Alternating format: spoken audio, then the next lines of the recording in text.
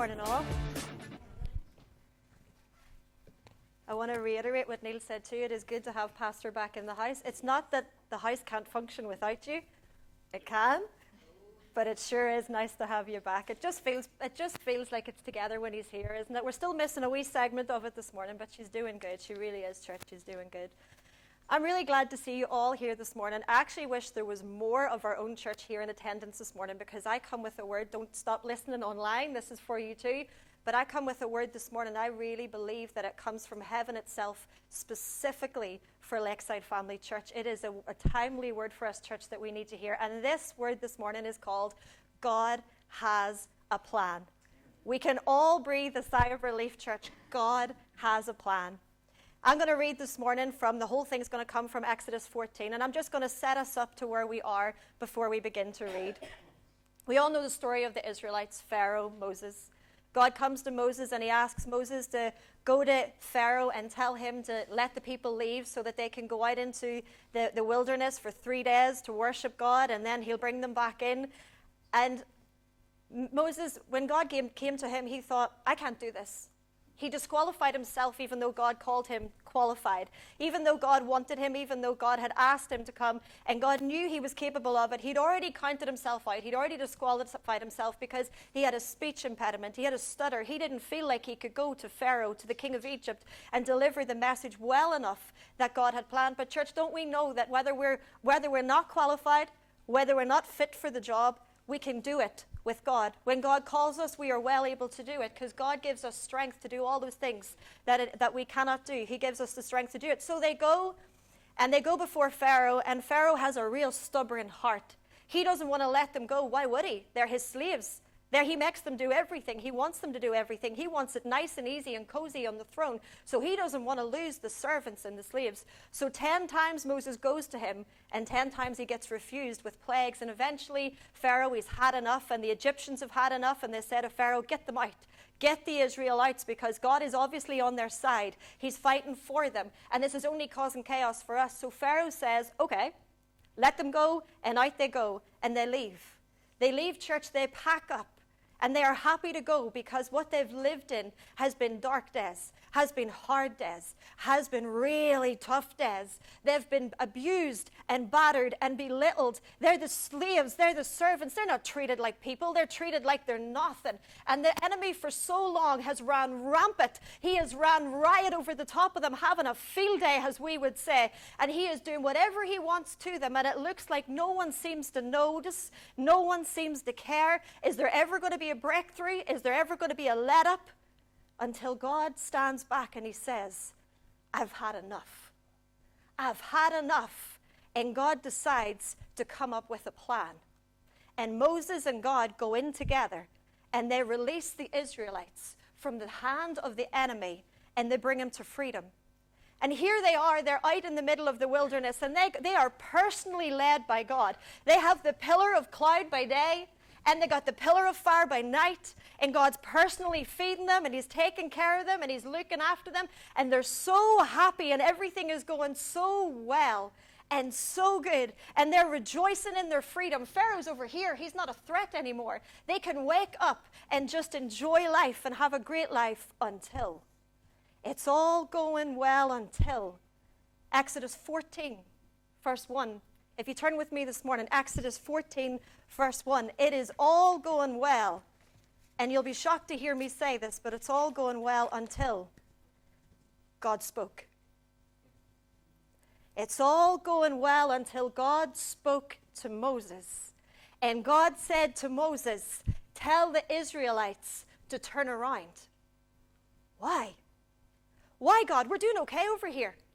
Things are going, we're making the bills, we're paying the bills, things are going all right. Things are working out okay for us. We're out of the freedom now of Pharaoh. He's not here to torture us. Things are going well. We're walking this way. Things are good. And God says, I want you to turn around. Do you mean to go back? And he says, yeah, I want you to turn back. It doesn't even make any sense. But he doesn't just say to turn back. He actually gives them the specific coordinates of where he wants them to go. And he says to them, I want you to turn to make camp and stop at Pi Hahathroth. Thank goodness for Google Translate that helps you to pronunciation to say these things. But he asks them to make camp and stop at Pi Haharoth between Migdol and the Red Sea. Church, will begin to break this up and explain this to give us greater understanding of this as we go on. And he says, camp on the shore of the sea opposite Baal-Zephon. And God said to Moses, Pharaoh will think.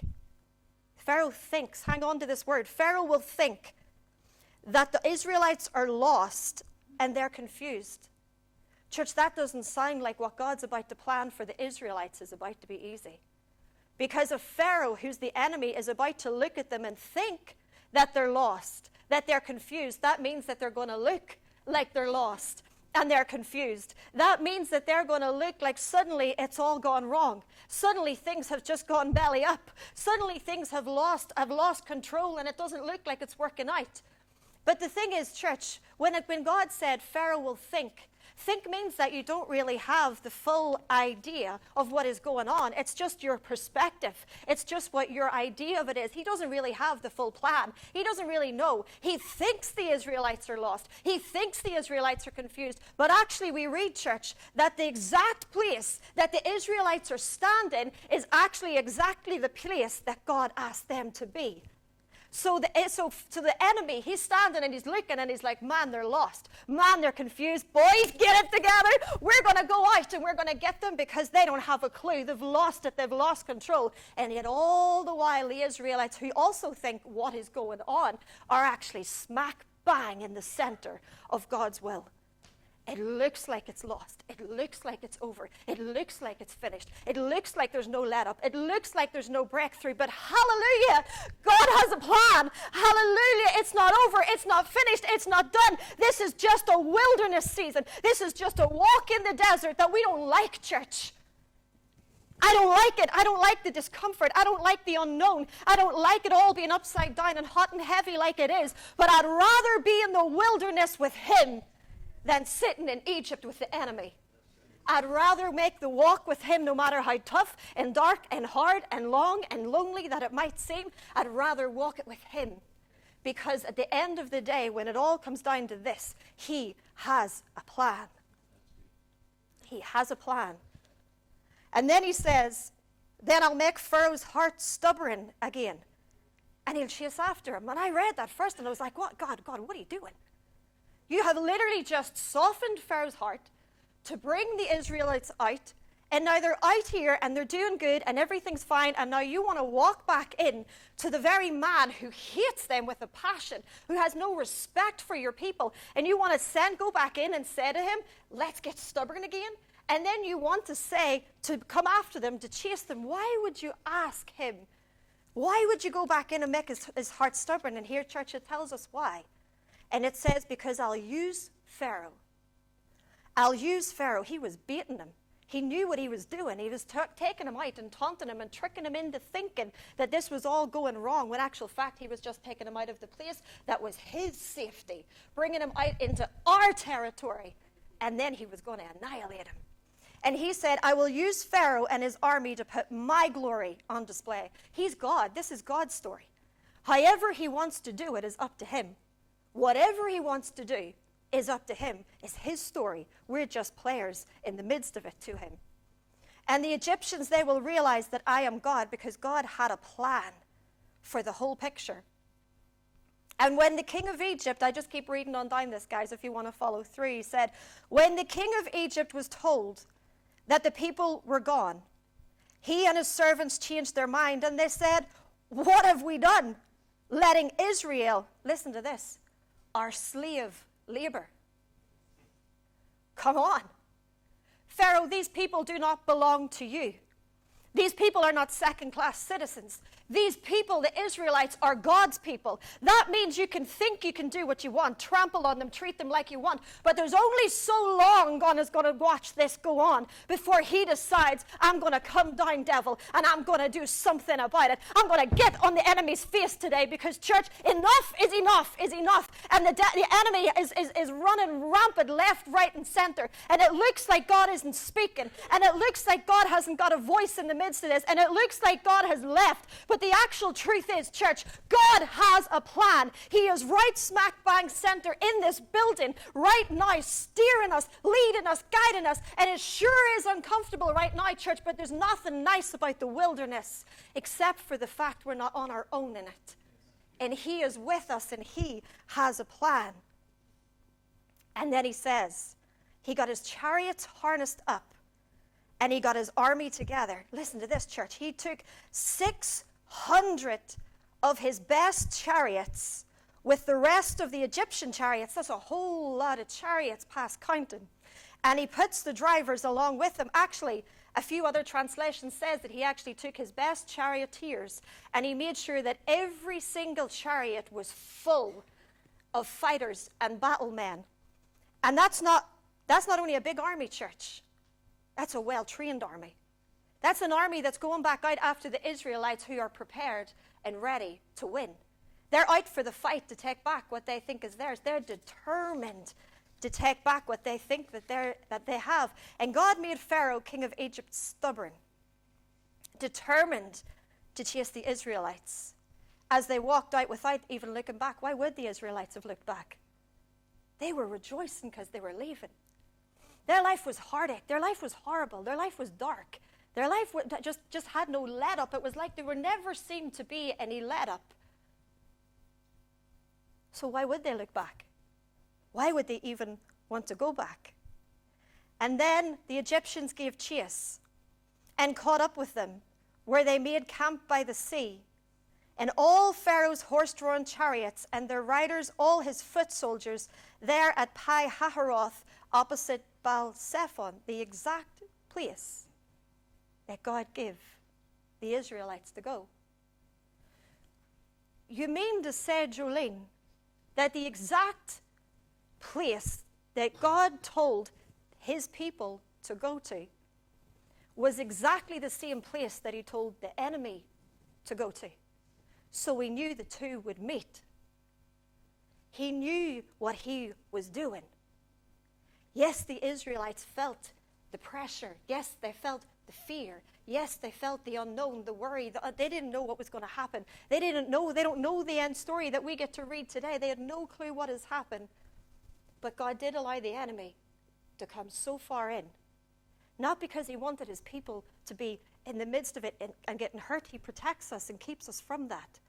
But he needed the enemy to come so far in to think that he was winning, so that he could get him so far in to wipe him out.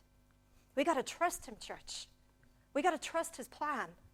We got to trust that he knows what he's doing. Even when we think, God, I don't really know if you do. I don't really know where you are.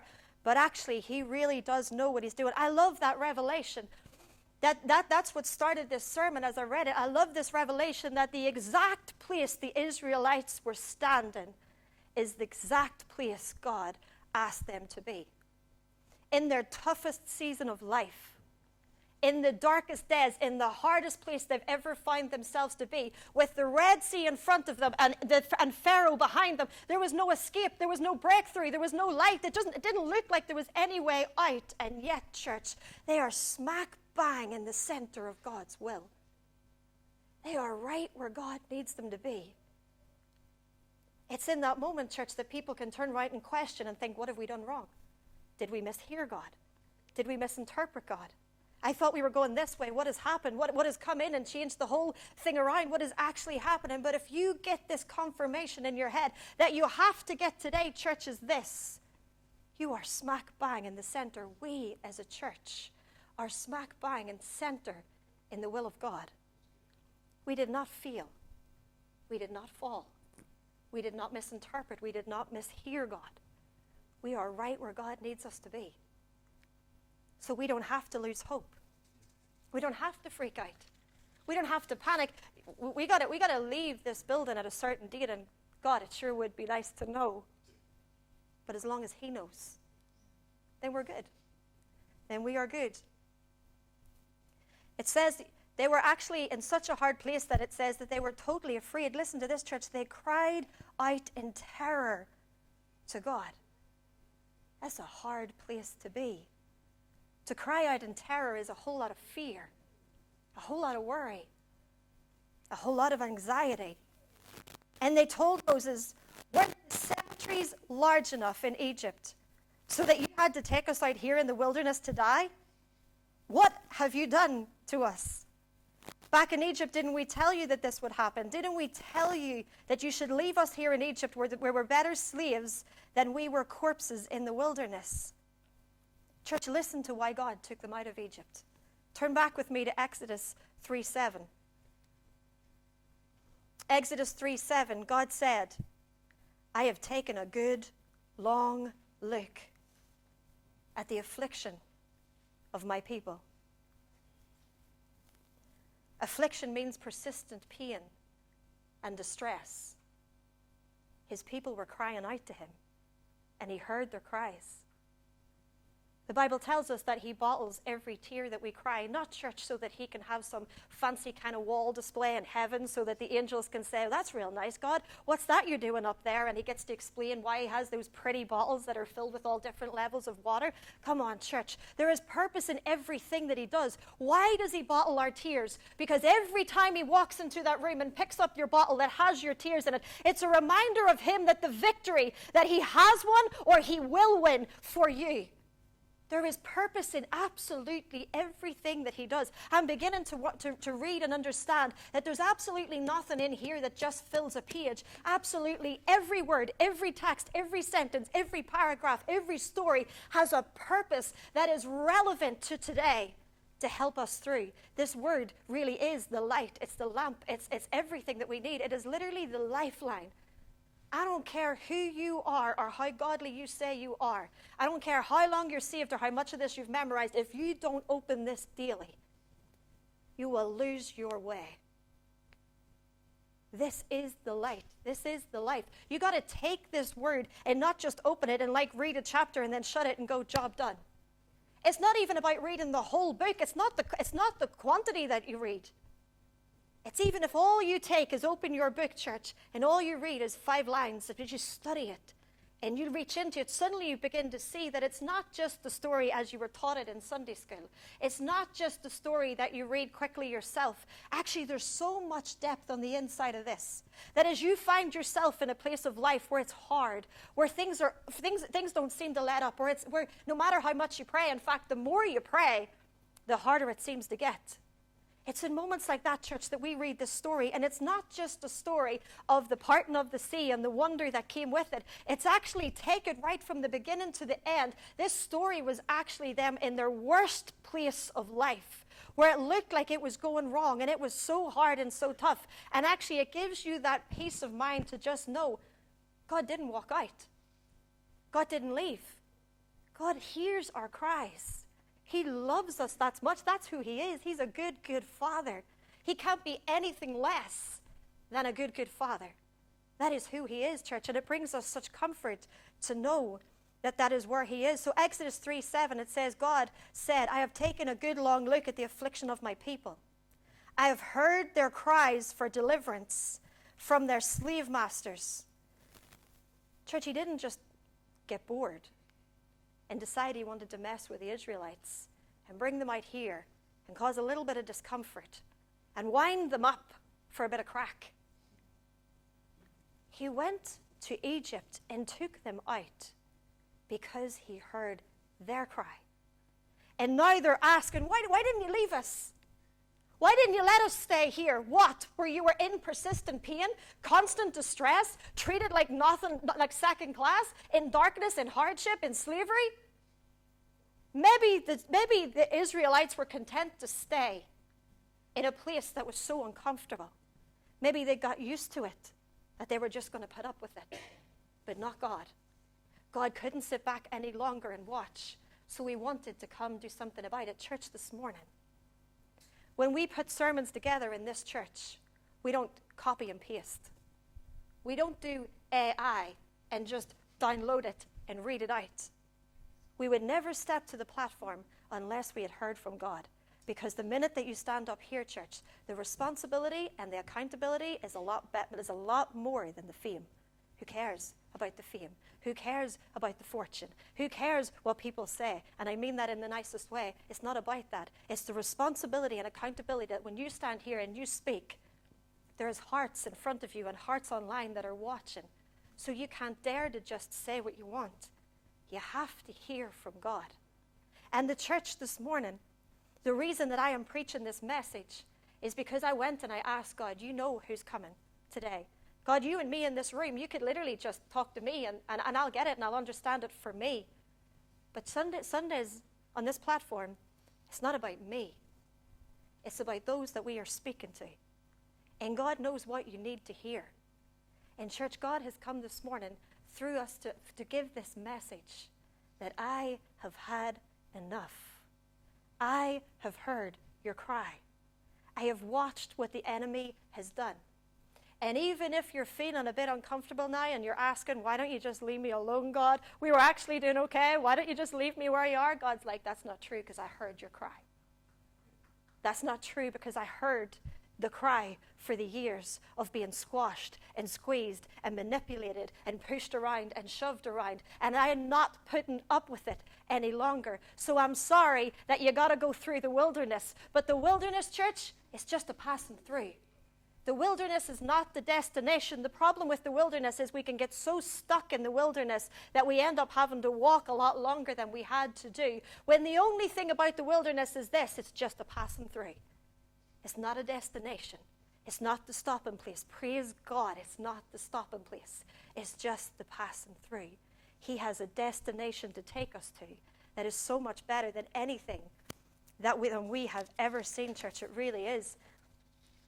So God heard the cries, and he's come to do something about it. But here are the Israelites, and they are so full of fear for where they are. It looks like the worst position in their life, but church, God has a plan. God has a plan. See, God came and he asked them to turn around because God needed to reposition them in order to position them for their greatest miracle, the parting of the sea.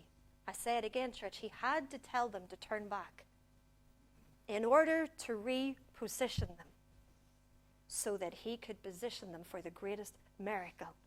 They had to go through hardship. They had to go through bad things. They had to go through the darkness and the things that the wilderness brings.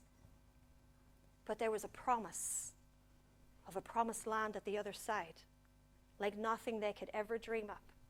See, this is the thing, church. Sometimes we're waiting on God to show up.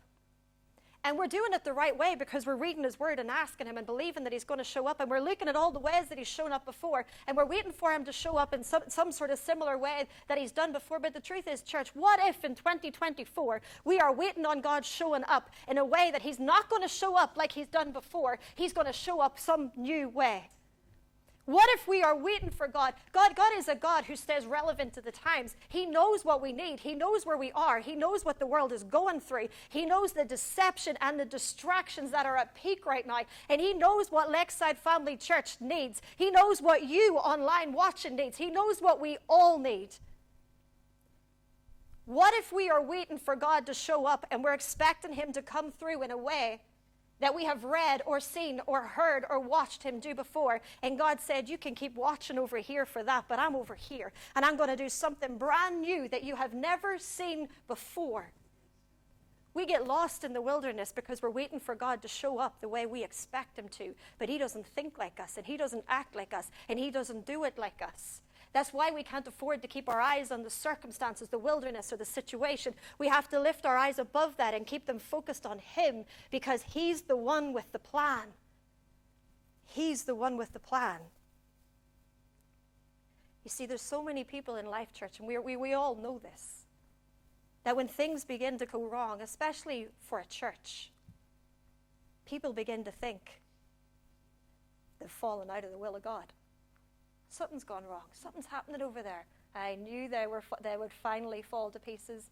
I knew something's messing up over there. I knew it was all going to go wrong. Someday they'd fall flat in their face. I knew this was going to happen because the world is full of people who love to jump on the negative.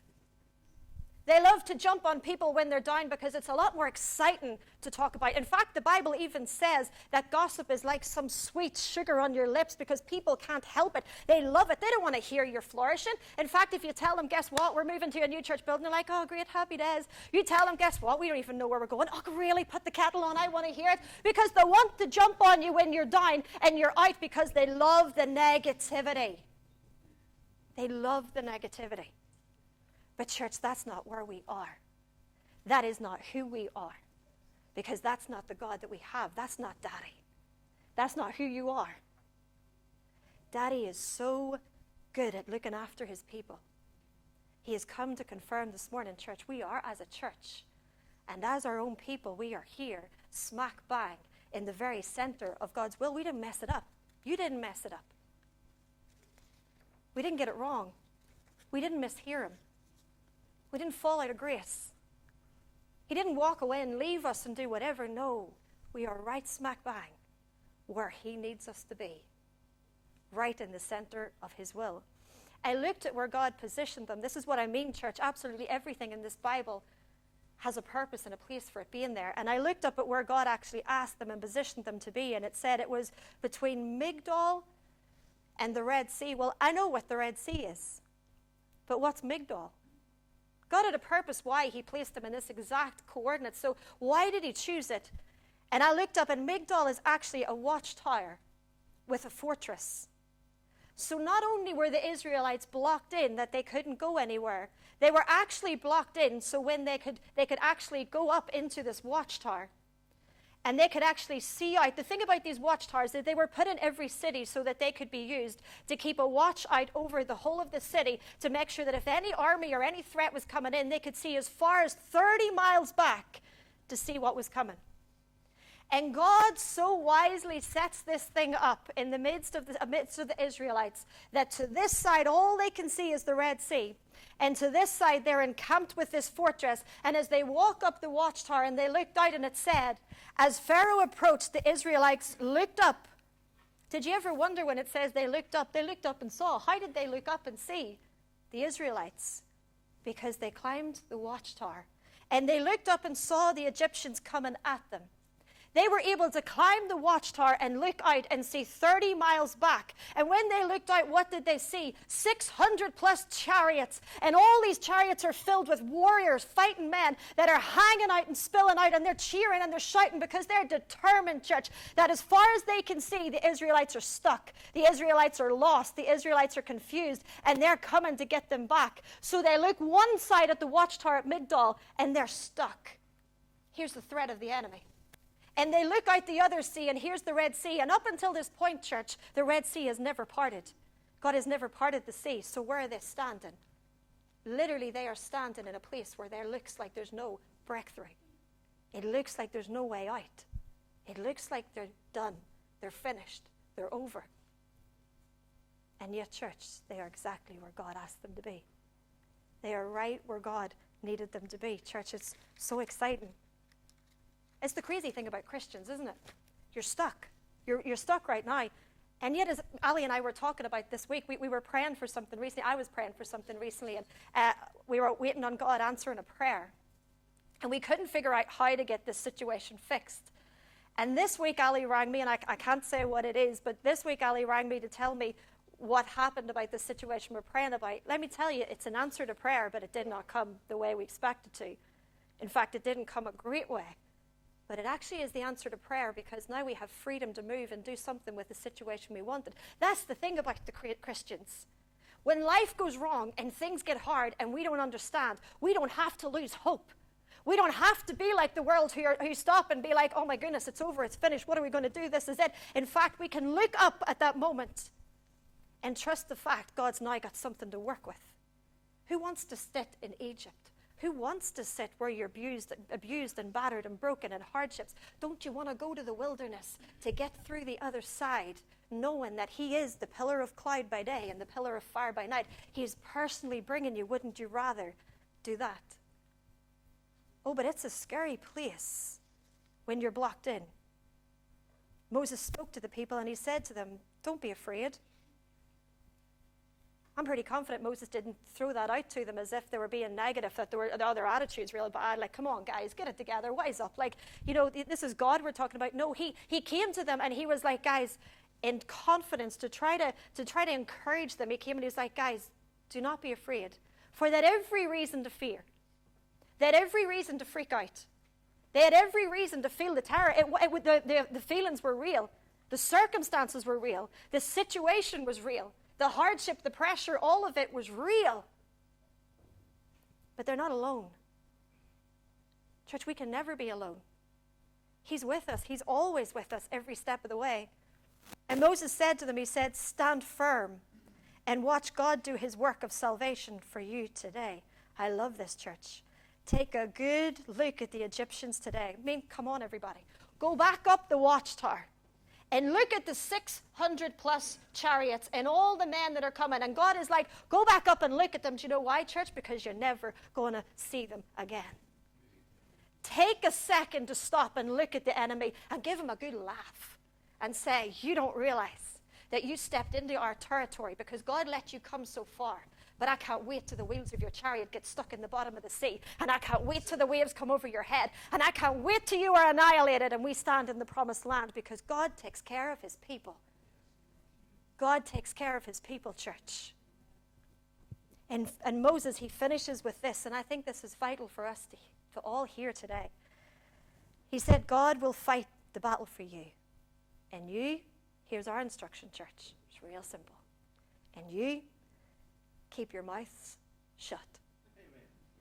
Amen. Amen. God will fight the battle for you. He's going to do all the hard work. He's going to take care of all the stuff we don't know. We don't even need to fight the enemy. He's going to do that. All we got to do is remain silent. Shut up. In the nicest way possible, but sometimes it needs to be said. Shut up. Because God is trying to do something. God is on the move. God has a plan. And you know the worst thing the Israelites did? Every time they opened their mouth, they complained. And what happened, church, when they complained? They didn't make it to the promised land as quick as they should have. They had to go a whole lot of detours because they thought, oh, we just don't understand. But the truth is, all they needed to do was stay silent. They didn't listen to Moses. All they needed to do was stay silent. Because every time we open our mouth, church, we risk disqualifying God. Oh, I'd never do that. Oh, really? What about every time, and all of us are at fault, every time we open our mouth and said, I don't know how he's going to do it. It looks like it's over. We'll never afford it. This must be it. This must be us finishing. There's no way out. God's never going to bring the breakthrough. I don't know how we're going to get to the other side. Every time we do it, we speak doubt, we speak unbelief, but the actual truth is, church, all we are doing is disqualifying a God who is well able to do abundantly above anything we could ever seek, ask for, dream, or imagine. That's who's got the plan. That's who's in control. And all we got to do, church, is stay silent. Stop disqualifying God. Stop acting like the people that are actually in charge of making the things happen are people. All we are is we're just trying to make it through to the other side. We're just trying to get through. We're humans, yeah. But we don't serve a human.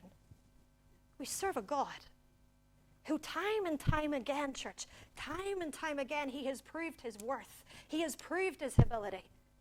Have you not seen him? Have you not heard him? Have you not experienced him?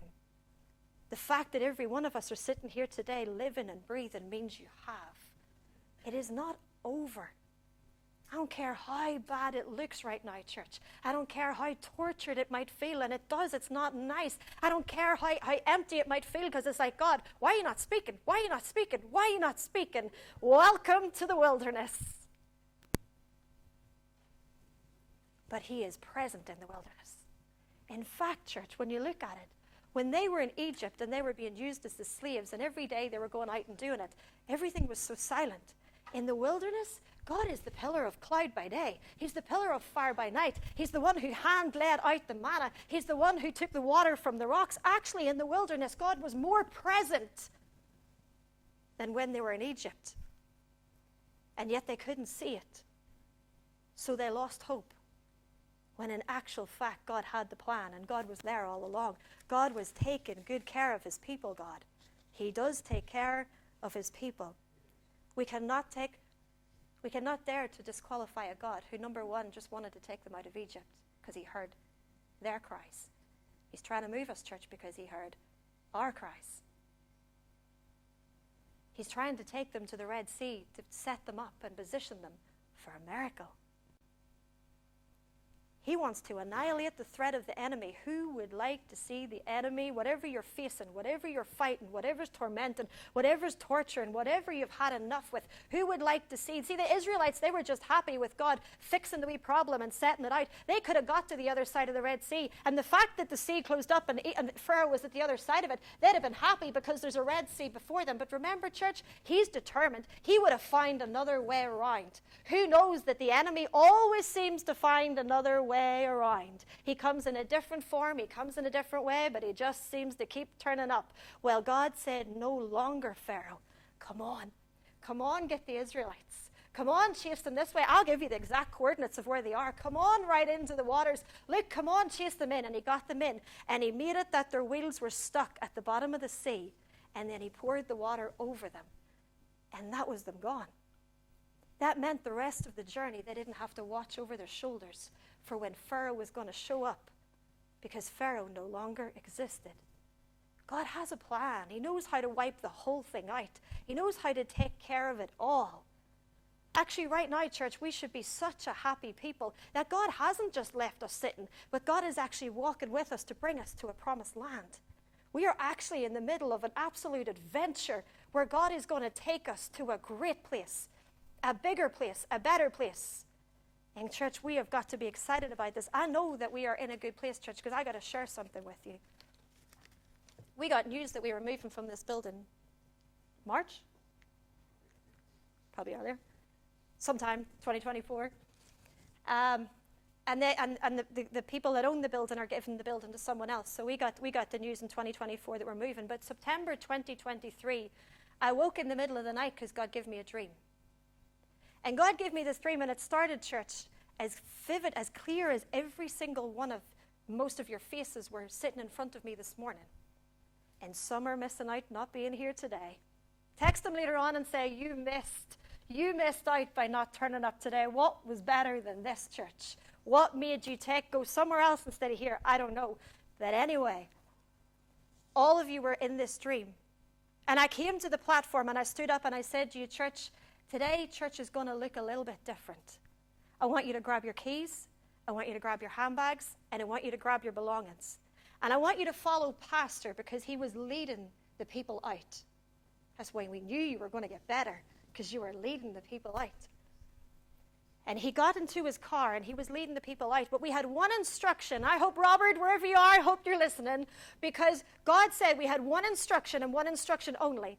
That we were to all go to the car, but no one was to leave until everybody was in the car and Robert had locked the door. You know what that tells me? It tells me two things, church. It's not going to happen till everybody's on board. Till everybody's in unity. Till everybody's in agreement. Till everybody's thinking the same way that God is in control.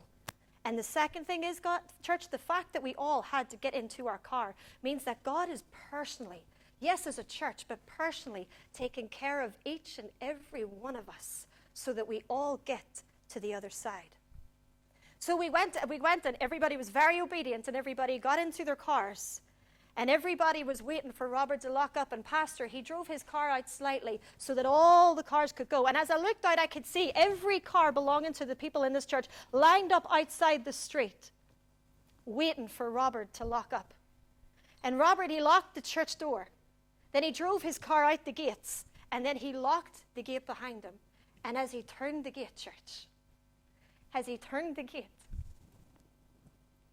this out of nowhere, over the top of this gate, came this huge, majestic creature, like nothing you could ever see.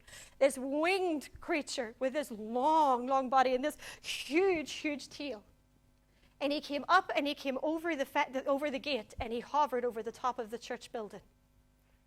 And as he came, I thought what you said this morning when the angels surround the throne and all the creatures. And I thought, wow, he released one of those creatures for us. He sent one of those creatures to Lakeside Family Church. Oh man, we're not out of the will of God. We are right smack bang. And he hovered at the top of the building, and as pastors started the ignition and we all began to drive, this huge creature just reached down effortlessly and lifted up the whole church building. And he turned to move out the gate. And as we all drove out, everybody following pastor, this huge creature followed behind, carrying the church with him all the way. And we only drove minutes down the road. We didn't go far, church. We only drove minutes down the road. And as we pulled up to this building, pastor stopped and he got out.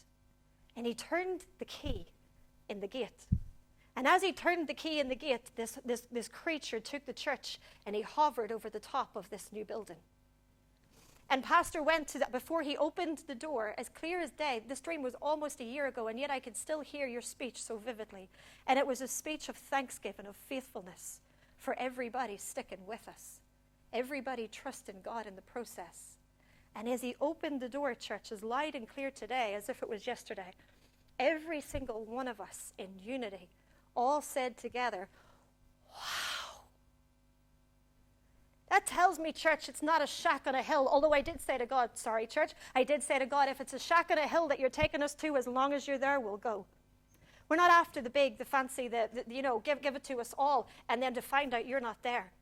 All we ask in this move is that we are where you are. That's all that we ask. But when you turned the key, everybody said, wow. That means, church, this is going to be a wow move. That sounds like a promised land. That sounds like something we're grateful for. That sounds like something we don't want to look back on and go, oh, why didn't you leave us in Egypt? No, that sounds like something that we want to move to. And just as the key turned and we all said, wow, in that very moment, this creature dropped our church building down inside this building. We moved. But we didn't move by ourselves. We didn't move in our own strength. This heavenly creature carried the whole thing. He carried the whole church. Church, God is personally taking care of us. I think it is fair to say that we can all afford to shut our mouths. I think it's fair to say that we should all remain silent. I don't say that cheeky. I don't mean that cheeky. I'm saying it as the word says it. We have got to stay silent.